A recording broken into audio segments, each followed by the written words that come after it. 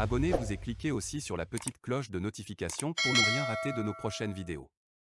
N'oubliez pas de partager aussi la vidéo et de la liker. Afrique N24. Communiqué numéro 012/2022 relatif à la judiciarisation des crimes et conflits d'État. Le 13 septembre 1958, l'armée française abat dans la forêt du Cameroun, près de son village natal nommé Boumnibel, dans le département du Nyong-Ekele, Ruben Niobe, le leader historique de l'Union des populations du Cameroun, UPC. Cet assassinat n'a jamais fait l'objet d'une enquête. Il n'y a jamais eu de procès pour établir les responsabilités et condamner les coupables. Le 29 mars 1959, Barthélemy Boganda, premier président de la République centrafricaine, bien connu pour ses dessins panafricains, trouve la mort dans des circonstances plus que suspectes.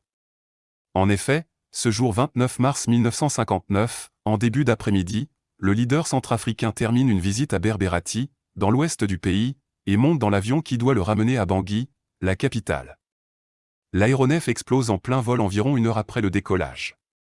Avec le président du gouvernement centrafricain, 8 autres personnes présentes à bord trouvent la mort. À ce jour, aucune enquête n'a été diligentée pour éclaircir les circonstances de cette explosion d'avion qui s'est soldée par le décès tragique de 9 personnes, dont le leader centrafricain. Aucun procès n'a eu lieu pour dégager les responsabilités et punir les éventuels coupables. Le 3 novembre 1960, l'espion français connu sous le nom de William Bechtel assassine à Genève Félix Moumié, sur ordre du Premier ministre Michel Debré, conseillé par Jacques Foccart. À ce jour, aucune enquête judiciaire n'a été conduite, aucun procès n'a eu lieu, bien que les commanditaires et l'exécuteur soient connus. Le 13 janvier 1963, le président du Togo, Sylvanus Olympio, est assassiné alors qu'il s'apprête à sortir son pays de la zone franc CFA.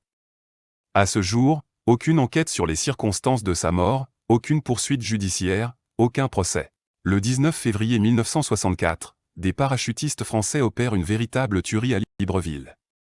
En effet, dans la nuit du 17 au 18 février 1964, 150 éléments des forces armées gabonaises, dirigés par les lieutenants Endo Edou, Jacques Mombo et Valère Essonne, réalisent un coup d'État sans effusion de sang et déposent le président gabonais Léon Mba, grand ami et protégé de la France.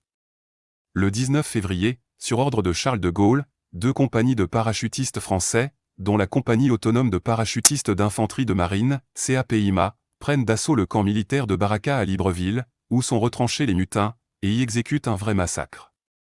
À ce jour, aucune enquête judiciaire n'a été menée sur les circonstances du contre-coup d'État opéré par la France au Gabon en 1964, et sur le massacre par des troupes françaises, de plus d'une centaine de militaires gabonais, dont des officiers. Le 15 mars 1966, Castor Ozan-Dafana, dirigeant de l'UPC, est fait prisonnier, tué et décapité par les supplétifs camerounais de l'armée française.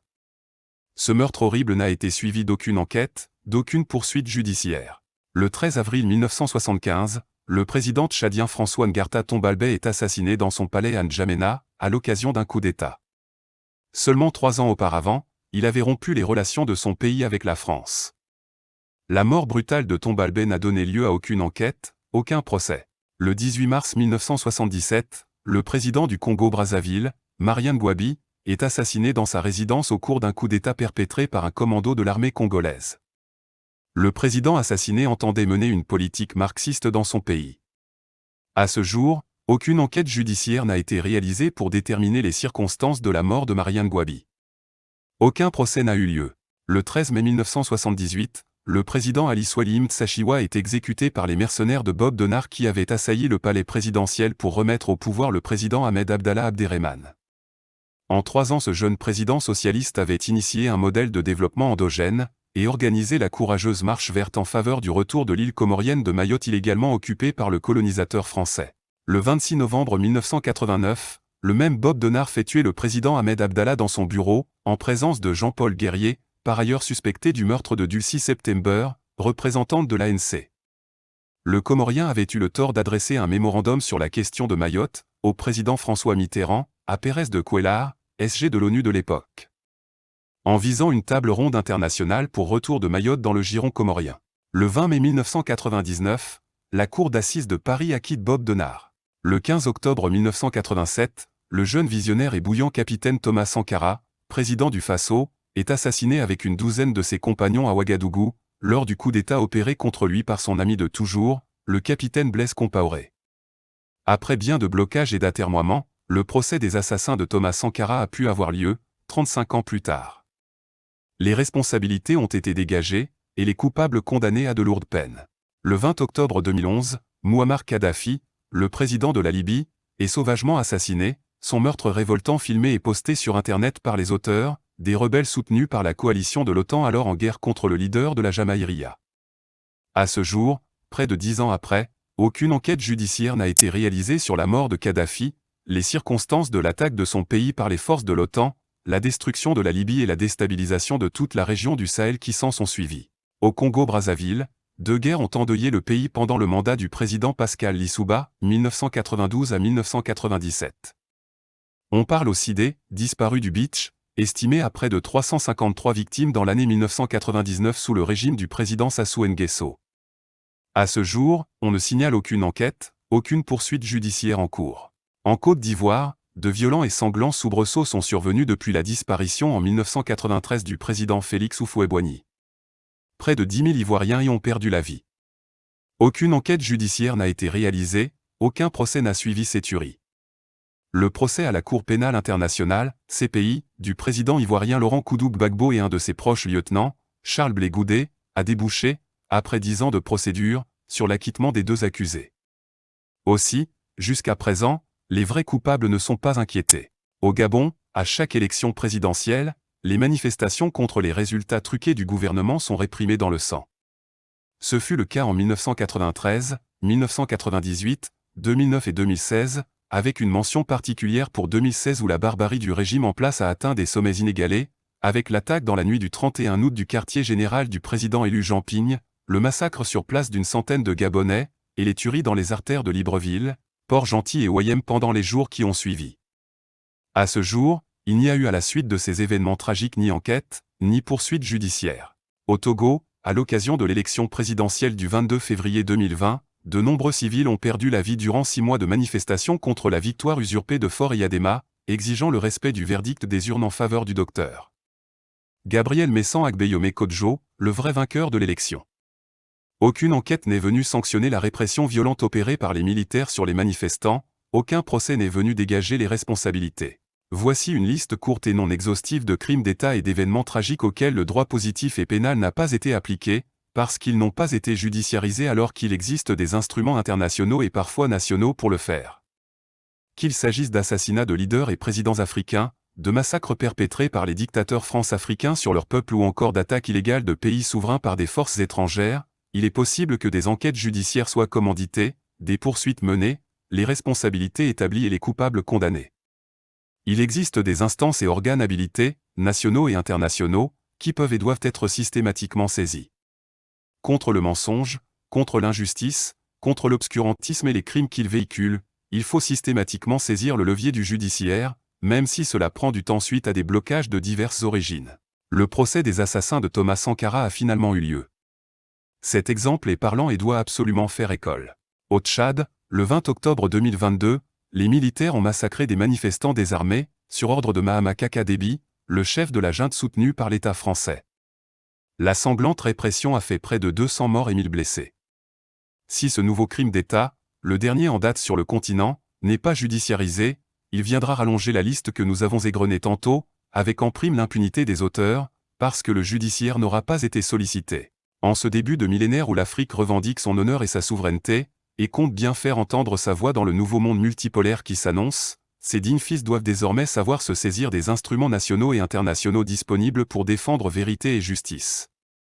Il nous faut cultiver une logique implacable de judiciarisation des crimes et conflits d'État.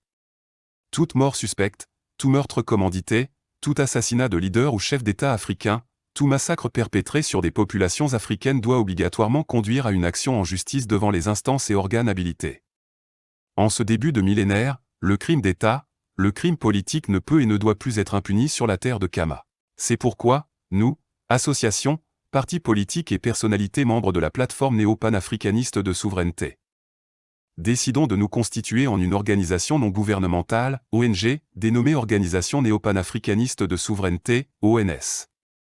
Entendons avec cette ONG mener le combat de la judiciarisation des crimes et conflits d'État en commençant par le cas tragique du dossier tchadien. Invitons les panafricanistes du monde entier, les patriotes de toutes les diasporas africaines et les forces progressistes de tous bords à soutenir l'organisation néo-panafricaniste de souveraineté par tous les moyens légaux pertinents, et à relayer et amplifier les actions que va entreprendre dans les jours à venir cette ONG. Fait à Addis Abeba, le 7 novembre 2022. Les signataires. Afrique Monde. 1. Kane Afrique, association des 54 pays africains. 2. Planète des jeunes panafricanistes PJP Monde. Burkina Faso. 3. APPE Burkindi. Cameroun. 4. La Limara du Cameroun, Ligue des masses pour la renaissance africaine. 5. New Pan-African Power Cameroun NPPK. 6. Au mouvement, 10 000 élus panafricanistes entre 2023 et 2028. Congo-Brazzaville. 7. OXAC, le solidarisme suffisant. Côte d'Ivoire. 8. Parti des peuples africains PPACI. Comores. 9. Collectif de défense de l'intégrité et de la souveraineté des Comores CEDISCOM. 10. Comité mahorais. 11. Sulu. 12. Ouaraba d'Afrique. Égypte. 13. New Power Orient NPO. France. 14. New Power Europa NPE. 15. Katiopa. Gabon. 16. IDE 241. 17. Copil citoyen. 18. New Power. 19. Osons pour l'Afrique OPA. Guinée-Conakry. 20. Front national pour la défense de la Constitution FNDC. Mali. 21. M5 RFP Diaspora France-Europe. 22. Black Planet Movement. 23. Jeunesse Espoir du Mali. 24. Parade, partenariat alternatif russe et africain pour le développement économique. Niger. 25. Association d'assistance aux Nigériens. Tchad. 26. Plateforme de concertation de la diaspora tchadienne. Togo. 27. La dynamique MGR Kpodzro au DMK. 28. La coordination internationale de la dynamique MGR Kpodzro CIDMK. Les destinataires. Chef d'État africain. Chef de gouvernement africain. Ambassadeur accrédité en Afrique et à l'ONU. Président d'institutions nationales et internationales en Afrique. Président des ONG des sociétés civiles d'Afrique et de la diaspora africaine. Président des associations, mouvements et partis politiques en Afrique.